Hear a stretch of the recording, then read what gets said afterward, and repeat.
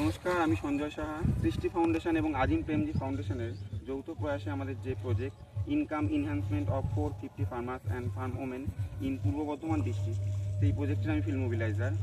আমরা আমাদের প্রজেক্ট অনুযায়ী যে ধানের বীজ দিয়েছিলাম চাষিদের, তা একজন বেনিফিশিয়ারি আজ ধানের বীজ আজ রোয়া করবেন।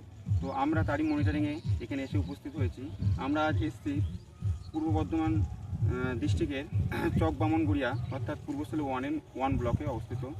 তো এইখানে একজন বেনিফিশিয়ারি আছেন, তিনি হচ্ছেন আমাদের পদ্মগীতা APFSHG গোষ্ঠীর সদস্যা মালতী ওরাও। তো মালতী ওরাও আজকে আমাদের দেখানো পদ্ধতি অর্থাৎ লাইন সোয়িং পদ্ধতিতে ধানের বীজ রোয়া করছেন।